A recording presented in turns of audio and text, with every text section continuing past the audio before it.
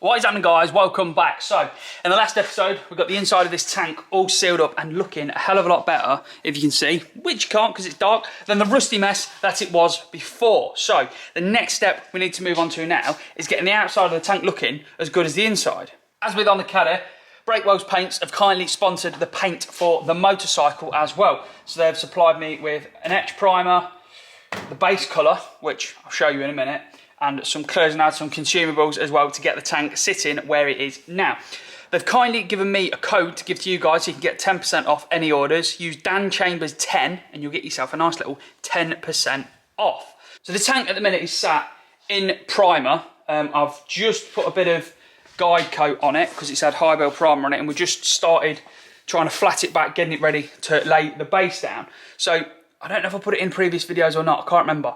Richard from Main Automotive has been in for the odd day here and there giving me a hand, and the logos that were on the side of this, there was an indent in the side of the tank where they sit, which actually, strangely enough, this side, I got it so that this one was horizontal because originally I was going to keep the emblems on that side of the bike, but then this side, it was angled, obviously a little bit drastic, but it was a completely different angle on the tank from factory, which, yeah, is mad and just shows how much of a good spec they worked to back in the 80s in Japan.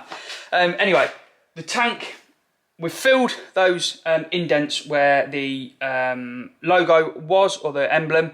We used, what did we use? We used the same filler that I used on the bumper on the Caddy, which is the SMC carbon fibre. So this has got carbon fibre strands in it that help it all bind together.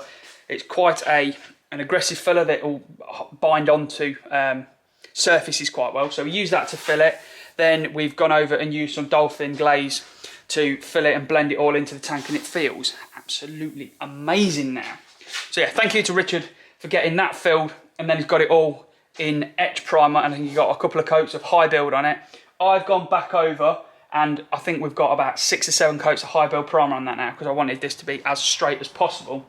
So I've got some, need a new bit, but 800 wet and dry and some water in a spray bottle, and I'm just going around now and spraying the water on and sanding it back to get all this guide coat off and get it feeling smooth, ready for the base. So I'm going to do that really annoying YouTube thing and leave you in suspense of what the colour is right up until we're ready to actually put it on. So what I'm going to do now is spray bottle, sandpaper, get this all blocked out, flatted down, ready to then take over there and paint the inside of it in the base colour. Let that dry and then we'll paint the outside. So as exciting as this is going to be, let's watch me do a bit of sanding.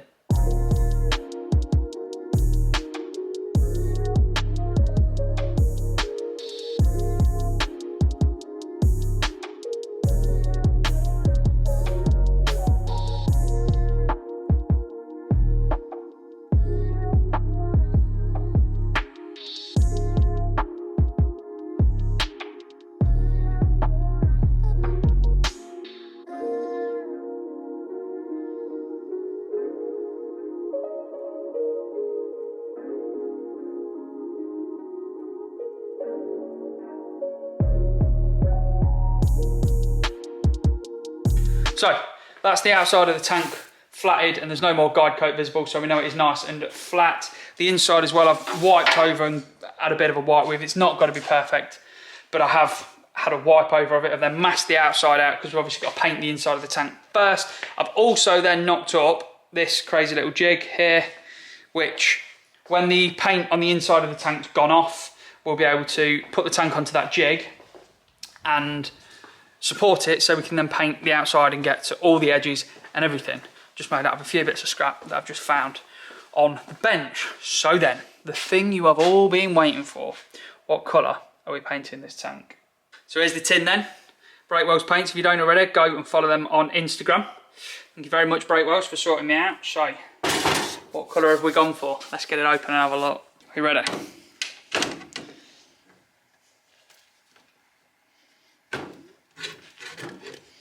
You ready? Oh, look at that. Look at that. Right, let's mix this up a bit, see what it looks like next.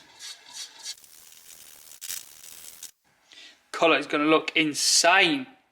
So, the colour I've gone for is Aston Martin Viridian green. I put a picture here of a car in it, and it is absolutely amazing. And I fell in love with this colour, albeit a couple of shades off, when I went to the Aston Martin dealership, British Grand Prix weekend in Nottingham. Got invited there, went for a quick walk around, had a look around at a few new cars, and it was amazing. The Formula One car was sat there, and I just was absolutely fixated on the colour. And it's always with these things. When I was having my T5 originally painted when I picked the Porsche colour, the night before it was going to the body shop was when I picked the colour, and I just saw it and was like, that's the colour. It was the same with this. I'd been racking my brains as to what I wanted to do. I thought I wanted to do a green, hadn't picked one, saw that colour and just was obsessed with it. Absolutely obsessed with it. This is a couple of shades different because it's a Q code or something on the paint, and it's a bit of a sort of secret to Aston Martin. It's a few shades different. The metallics are slightly different in this, but essentially it's as close as I'm going to get without knowing the paint formula from Aston Martin. So I'm so happy with it, and it's going to look sick with the graphics that I've had designed as well, which I'll show you and talk about in a little bit. But what we're going to do now, get these mixed up, get them in my paint gun that I've cleaned out, and I must have cleaned it out okay last time because it still works. And we're going to get the inside of this tank painted up.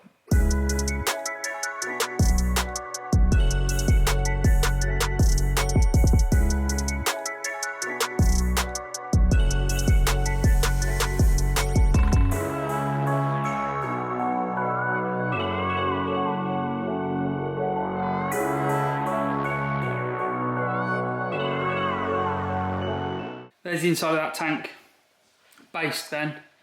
Look at that colour, it is absolutely amazing. Now what I've done as well, I've got a spare Caddy wing here, one of the pattern wings that we didn't use, so I've just used that to try and gauge getting the flow right and everything. And I think it looks okay. I might open flow just a tiny little bit more, just let a little bit more metallic out, but that looks absolutely amazing. So now what we're going to do, take all this off, put it over on my little crazy jig that I've built, and we'll get the outside painted up.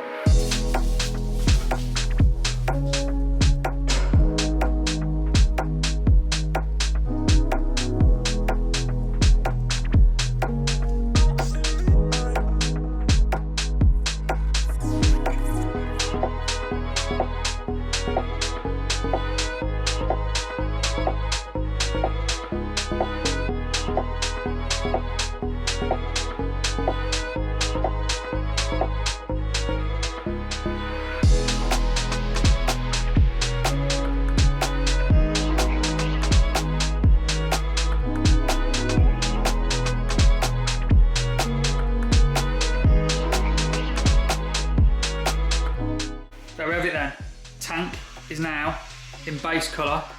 It looks absolutely amazing so far. So now we'll go and mix up some clear, get some clear laid on it, and hopefully we'll get that metallic popping.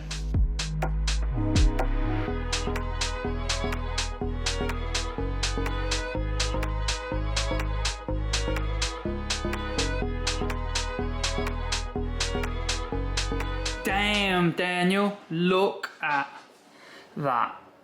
That colour is absolutely incredible. Absolutely amazing. So happy with it. I can't remember if at the beginning of the video I explained what I was doing. So my idea with the graphics are, or what I was going to do, was base the tank, then put the graphics on, then clear it so they're all sealed in.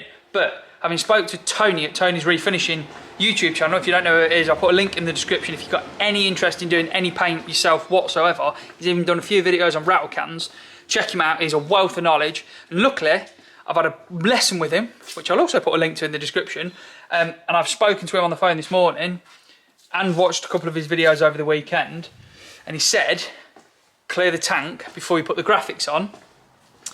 Then 1000 wet and dry it to get it all back dull so that you're ready to do a flow coat of clear, which is a good way of clearing to get a nice finish. Then lay your graphics on and then clear over the top of them all. So you're not going to be able to see these, but these are the graphics that I've had made for them. I wanted them nice and subtle, and I knew exactly what I wanted. I just couldn't get it out of my head onto the computer. So Russ at 101 Design took my design and made it into a computer design, if you like, so that they could then actually be used. It wasn't just an idea in my head. So thank you to Russ. I'll put a link in the description to 101 Designs Instagram. Hit him up if you've got any design needs, and he might be able to help you out. I then went over to see Andy at Signs and Graphics UK in Hinckley. I'll put a link in the description to his Instagram as well. Go and check him out. He's put some graphics on some amazing race cars. Maybe one day we'll get a race car and we'll get Andy to put the livery on it. You never know.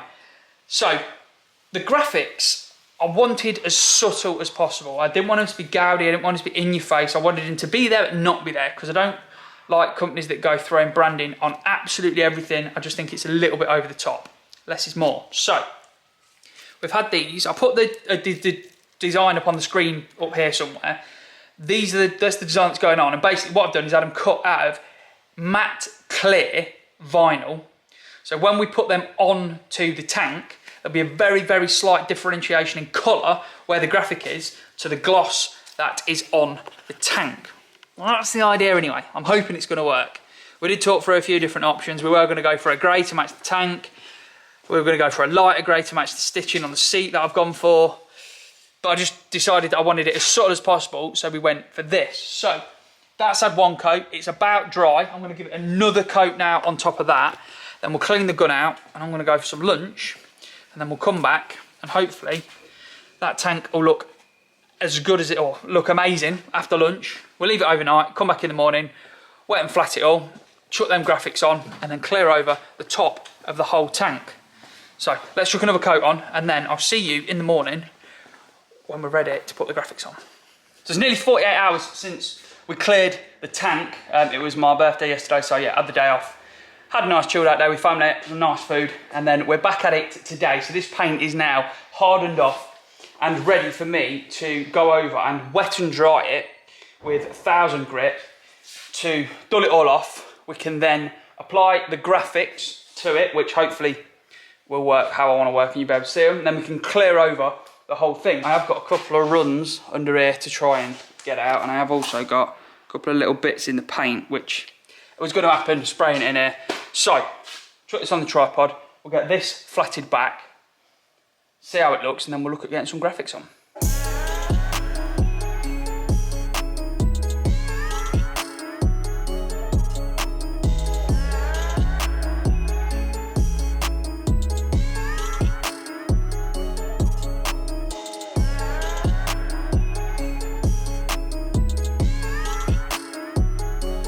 There you go, that is flatted back and yeah, ready for the graphics to now be applied. Now, you can't see these because you can't even see them in person, but hopefully they're going to look good. So what we're going to do now is apply these to the bottom down here, and it should pretty much follow the line of the tank.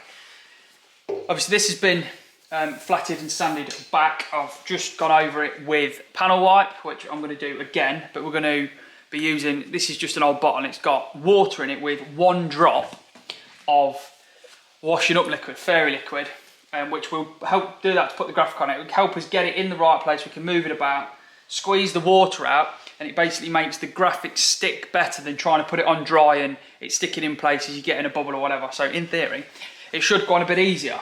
I've already panel wiped the whole tank, but we'll just panel wipe the bottom of this again. For that to evaporate off. Cover it in fairy liquid, cover the back of the graphic in fairy liquid, and then try and stick it on. So if you can see that, I don't know if you can, there's the graphic, we've got a logo there, and then we've got these lines which sort of hail back to the old Yamaha designs, racing design. That was the idea behind it anyway.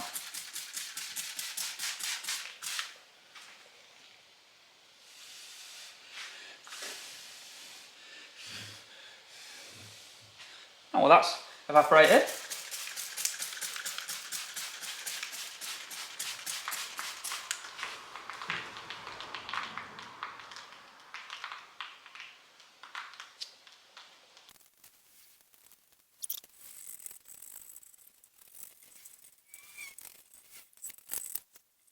Right, that one's on, but where this graphic is here, the tank falls away slightly, and obviously with it still being wet, that's not going to stick, so we're going to have to, we've got to leave this anyway and wait for it all to sort of dry to be able to peel this paper off, application film off if you like. So when that's dried out, we'll then be able to just push this down and that will then stick to it. Might need a little bit of heat with the heat gun just to bend it round it and to make it take the form of the tank. But that's that one on. Turn it round, stick the other one on.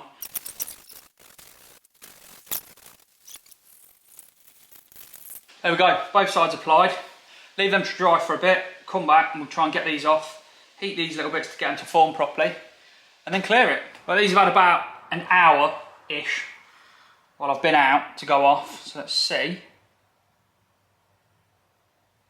It's stuck. So far, so good.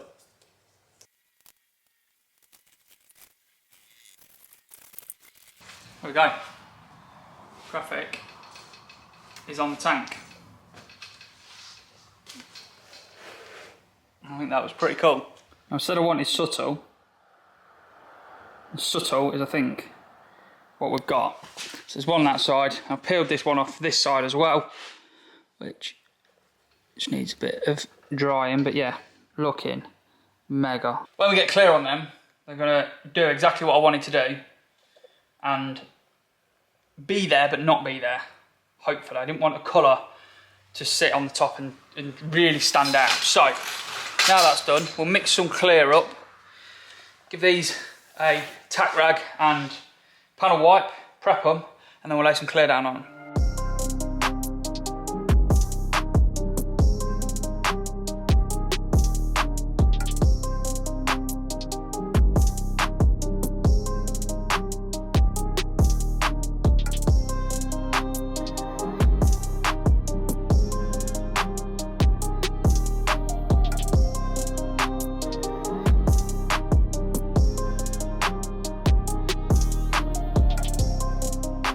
There we go, there's that tank re-cleared, and you can't really see it, the camera doesn't pick it up. You can see it a lot more in person, but yeah, the camera really isn't picking it up. I said I wanted subtle, and subtle is definitely what we've got.